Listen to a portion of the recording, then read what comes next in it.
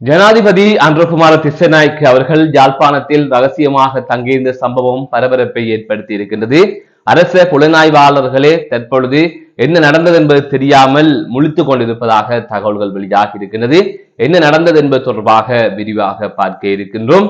மற்றொரு செய்தியாக கனேமுள்ள சஞ்சீவவை நீதிமன்றத்தில் சுட்டுக் கொலை செய்தது போல ஒழுங்கமைக்கப்பட்ட குற்றவாளியான கரத் கட்டாவையும் நீதிமன்றத்தில் வைத்து கொலை செய்வதற்கு திட்டம் திட்டப்பட்ட நிலையில் அந்த திட்டத்தினை போலீசார் முறியடித்திருக்கிறார்கள்.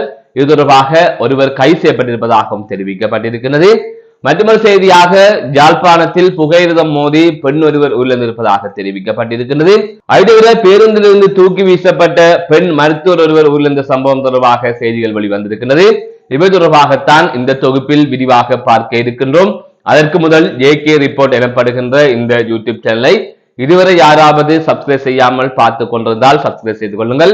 தொடர்ந்து அருகில் இருக்கின்ற பெல் பட்டினை கிளிக் செய்வதனூடாக நான் போடுகின்ற ஒவ்வொரு காணொளிகளையும் நீங்கள் உடனுக்குடன் பார்க்கக்கூடிய வகையிலே இருக்கும். நான் நடராசா ஜெயகாந்தன். தற்பொழுது செய்திகளுக்குள்ளே செல்லலாம்.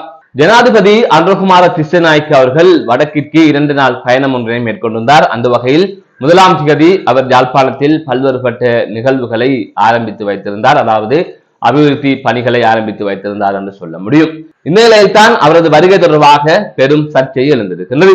ஜனாதிபதி 1ஆம் தேதி யாழ்ப்பாணத்திற்கு வருவதாக இருந்தது, 2ஆம் தேதி முல்லைத்தீவுக்கு செல்வதாக இருந்தது. இவ்வாறுதான் அந்த பயண ஒழுங்குகள் வெளியிடப்பட்டிருந்தது. இந்த நிலையில் கடந்த 31ஆம் தேதியே அன்றகுமார திஸ்ஸநாயக்க அவர்கள் ராணுவ சோதனை சாவடிகளை எல்லாம் கடந்து இவ்வாறு யாழ்ப்பாணம் நோக்கி சென்று விட்டதாக தகவல்கள் வெளியாக இருந்தது. அவ்வாறுதான் அரச புலனாய்வாளர்களுக்கு மற்றும் முக்கிய அதிகாரிகளுக்கு தகவல் கொடுக்கப்பட்டிருக்கிறது. இந்த சூழ்நிலையில் தான் அவர் யாழ்ப்பாணம் சென்றடைந்தாரா இல்லையா என்பது தொடர்பாக புலனாய்வாளர்கள் குழம்பி இருந்ததாக தெரிவிக்கப்பட்டிருக்கிறது. அதாவது அது தொடர்பான எந்த தகவல்களும் அவர்களுக்கு கிடைக்கவில்லை. அதற்கு பிறகு பார்த்தால் 1ஆம் தேதி காலை வேளையிலே அவர் மயிலிட்டி மீன்பிடி துறைமுகத்தின் 3ஆம் கட்ட அபிவிருத்தி பணிகளை ஆரம்பித்து வைப்பதற்காக அந்த நிகழ்வில் வந்திருந்தார். அதாவது அவர் எந்த ஒரு வாகன தொடரணியும் இல்லாமல் தனியாக ஒரு வாகனத்தில் வந்து அங்கு இறங்கியதாக தெரிவிக்கப்பட்டிருக்கிறது. அதற்கு பிறகுதான் அன்றகுமார திஸ்ஸநாயக்க அவர்கள் யாழ்ப்பாணத்திற்கு வந்ததை அரச புலனாய்வாளர்கள் உறுதிப்படுத்தியிருக்கிறார்கள். அந்த அளவிற்கு அரச புலனாய்வாளர்களுக்கு தெரியாமல் அவர் உள்ளே நுழைந்திருக்கின்றார் என்று கூறப்படுகின்றது. அதுதவிர அவர் வந்தாரா இல்லையா என்பது தொடர்பாக அமைச்சர்களும் நாடாளுமன்ற உறுப்பினர்களும் கூட குழம்பி போயிருந்ததாக தெரிவிக்கப்பட்டிருக்கின்றது. இந்த நிலையில் தான் அன்றகுமார திஸ்ஸநாயக்க அவர்கள் ஜனாதிபதியாக பதவியேற்பதற்கு முன்பாகவே யாழ்ப்பாணத்துக்கு வரும்போதெல்லாம் தட்டாத்தெரு சந்திக்கு அருகிலே இருக்கின்ற வீடொன்றில் தான் தங்கி இருப்பதாக பல முறை அறிந்திருக்கின்றோம். அதே போல இப்போதும் அங்குதான் தங்கி இருந்திருக்கின்றார் என்று கூறப்படுகின்றது. இந்த நிலையில் ஜனாதிபதிக்கும் அரச புலனாய்வாளர்களுக்கும் இடையிலே பெரிய இடைவெளி இருப்பதாக அண்மை காலமாக தகவல்கள் அல்லது பரபரப்பான செய்திகள் கசிந்த வண்ணமே இருந்தன. இந்த நிலையில் தான் இந்த விடயங்கள் எல்லாம் அதை உறுதிப்படுத்தும் விதமாக அமைந்திருக்கின்றது என்றும் கூறுகிறார்கள். இந்த நிலையில் ஜனாதிபதிக்கு மிக நெருக்கமான ஒரு படையணி தான் அவரது பாதுகாப்பு விடயங்களை கையாண்டு வருவதாகவும் கூறப்படுகிறது. இந்த நிலையில் தான் இந்த சம்பவம் பெரும் பரபரப்பை ஏற்படுத்தி இருக்கின்றது. இது தொடர்பான செய்திகளும் வெளியாகி இருக்கின்றது. மற்றொரு செய்தியாக ஒழுங்கமைக்கப்பட்ட குற்றவாளியான கரத் கட்டாவை கொலை செய்வதற்கு, அதாவது நீதிமன்ற வளாகத்தில் வைத்து கொலை செய்வதற்கு திட்டம் திட்டப்பட்ட நிலையில் துப்பாக்கிதாரி ஒருவர் கைது செய்யப்பட்டிருப்பதாக தெரிவிக்கப்பட்டிருக்கிறது. ஊடகவியலாளர் என்கின்ற போர்வையில் அவர் இவ்வாறு உள்ளே நுழைந்து இந்த கொலை சம்பவத்தை அரங்கேற்றுவதற்கு தயாராக இருந்ததாகவும், இந்த சந்தர்ப்பத்தில் தான் மேற்கு மாகாண வடக்கு குற்றப்பிரிவு போலீசார் ஒருவரை கைது செய்திருப்பதாக தெரிவிக்கப்பட்டிருக்கிறது. அனைவருக்கும் தெரியும், சில மாதங்களுக்கு முன்னர் ஒழுங்கமைக்கப்பட்ட குற்றவாளியான கனேமுள்ள சஞ்சீவ அவர்கள் கொழும்பிலே நீதிமன்றத்திற்குள் வைத்து கொலை செய்யப்பட்டிருந்தார். ஒரு பெரும் திட்டம் ஒன்று தீட்டப்பட்டு அவரது கொலை நடந்திருந்தது. அந்த கொலை சம்பவத்திற்கு மூளையாக செயற்பட்ட இசாரா செவ்வந்தி தொடர்பாகவும் தொடர்ந்து பல செய்திகள் வெளியாகிய நிலையில் அண்மையில் இந்தோனேசியாவில் கைது செய்யப்பட்ட கெகல் பத்திர பத்மே குழுவினர் அவர் துபாய் நாட்டுக்கு சென்றிருப்பதாக தகவலை வெளிப்படுத்தியிருந்தார்கள்.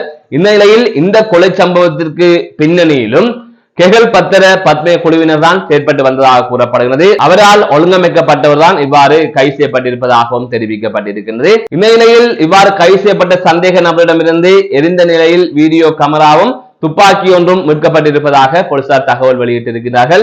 இந்த சம்பவம் பெரும் பரபரப்பை ஏற்படுத்தி இருக்கிறது. இந்நிலையில் ஏற்கனவே கரத் கட்டாவை நீதிமன்றத்தில் முன்னிலைப்படுத்திய போது ஊடகவியலாளர்கள் செய்தி சேகரிக்க முயன்றார்கள். அந்த சந்தர்ப்பத்தில் ஊடகவியலாளர்கள் என்கின்ற போர்வையில் குற்றவாளிகள் வரக்கூடும் என்று ஊடகவியலாளர்களை அங்கிருந்த பாதுகாப்பு அதிகாரிகள் எச்சரித்ததாக செய்திகள் வெளியாக இருந்தது. எனவே அவர்களுக்கு முன்பாகவே ஏதாவது உளவுத்துறை தகவல்கள் கிடைத்திருக்கின்றன என்கின்ற அடிப்படையை தான் இதனை பார்க்கக்கூடிய வகையில் இருக்கின்றது. அதாவது ஊடகவியலாளர் என்கின்ற போர்வையில் அவர் அவரை கொலை செய்வதற்கான திட்டத்தை தீட்டியிருக்கின்றார் என்கின்ற தகவல் அவர்களின் வாக்குமூலத்திற்கு அமைய, அதாவது இந்தோனேசியாவில் கைது செய்யப்பட்ட இலங்கைக்கு அழைத்து வரப்பட்ட கெகல் பத்திர பத்மிய குழுவினரின் வாக்குமூலத்திற்கு இணங்க அவர்கள் முன்னெச்சரிக்கையாக இருந்ததாகவும் இதிலே பார்க்கக்கூடிய வகையிலே இருக்கின்றது. இந்த நிலையில் தான் குறித்த துப்பாக்கிதாரியை போலீசார் கைது செய்திருக்கின்றார்கள். மற்றொரு செய்தியாக யாழ்ப்பாணத்தில் புகையிரதம் மோதி பெண்ணொருவர் உயிரிழந்த சம்பவம் பெரும் சோகத்தை ஏற்படுத்தி இருக்கின்றது. யாழ்ப்பாணத்திலிருந்து கொழும்புக்கு புறப்பட்ட புகையிரதத்தில் மோதியே இவ்வாறு பெண்ணொருவர் உயிரிழந்திருப்பதாக கூறப்படுகிறது. யாழ்ப்பாணம் கொடிகாமம் பகுதியில் சங்கீதா எனப்படுகின்ற 44 வயதுடைய பெண் ஒருவர் தண்டவாளத்தை கடக்க முற்பட்டிருக்கின்றார். அந்த சந்தர்ப்பத்தில் தான் இவ்வாறு யாழ்ப்பாணத்திலிருந்து கொழும்பு நோக்கி சென்ற புகையிரதம் மோதி குறித்த பெண் உயிரிழந்திருப்பதாக தெரிவிக்கப்பட்டிருக்கின்றது. இந்த சம்பவம் இன்றைய தினம் பதிவாகி இருப்பதாக கூறப்படுகின்றது. இந்த சம்பவமும் அப்பகுதியிலே பெரும் சோகத்தை ஏற்படுத்தி இருக்கின்றது. மற்றொரு செய்தியாக பேருந்தில் பயணித்த பெண் தூக்கி வீசப்பட்ட நிலையில் படுகாயங்களுக்குள்ளாகி வைத்தியசாலை சிகிச்சை பெற்று வந்த நிலையில் 14 நாட்களுக்கு பின்னர் சிகிச்சை பலனின்றி உயிரிழந்திருப்பதாக தெரிவிக்கப்பட்டிருக்கிறது. குறித்த பெண் மருத்துவர் கடந்த 1ஆம் தேதி இவ்வாறு உயிரிழந்திருப்பதாக தெரிவிக்கப்பட்டிருக்கிறது. ரத்தினபுரி போதனா வைத்தியசாலையில் பணியாற்றி வந்த 32 வயதுடைய ஒரு பிள்ளையின் தாயான குறித்த பெண் மருத்துவர் பயணித்துக் கொண்டிருக்கின்றார். இந்த சந்தர்ப்பத்தில் தான் மட்டக்களப்பு கொழும்பு பிரதான வீதியில் பெல் மடுல பொலிஸ் நிலையத்திற்கு அருகிலே அவர் இவ்வாறு பேருந்திலிருந்து தூக்கி வீசப்பட்டதாக தெரிவிக்கப்பட்டிருக்கின்றது. குறித்த தனியார் பேருந்து பயணித்துக் கொண்டிருந்த போது ஒரு முச்சக்கர வண்டி முன்னால் குறுக்கே வந்திருக்கின்றது. அந்த சந்தர்ப்பத்தில் அந்த முச்சக்கர வண்டி பேருந்துடன் மோதுகின்ற சந்தர்ப்பம் ஏற்பட்ட நிலையில் பேருந்து ஓட்டுநர் உடனடியாக பிரேக்கை பிடித்திருக்கின்றார். அந்த சந்தர்ப்பத்தில் கதவின் ஓரமாக நின்று பயணித்த குறித்த பெண் மருத்துவர் தூக்கி வீசப்பட்டிருக்கின்றார். வீதியிலே தூக்கி வீசப்பட்டிருக்கின்றார். அது தொடர்ச்சியாக அவர் படுகாயமடைந்த நிலையில் வைத்தியசாலையிலே அனுமதிக்கப்பட்ட நிலையில் 14 நாட்களுக்கு பின்னர் கடந்த 1ஆம் தேதி அவர் உயிரிழந்திருப்பதாக தெரிவிக்கப்பட்டிருக்கின்றது. குறித்த விபத்து சம்பவம் கடந்த 19ஆம் தேதி அன்று இடம்பெற்றதாக தெரிவிக்கப்பட்டிருக்கின்றது. அந்த பெண் மருத்துவர் வேலை முடிந்து வீட்டுக்கு இவ்வாறு தனியார் பேருந்தில் பயணித்துக் கொண்டிருந்த போதே இந்த விபத்து சம்பவித்திருக்கின்றது. மீண்டும் ஒரு காணொலி சந்திக்கின்றேன். நான் நடராஜா ஜெயகாந்த்.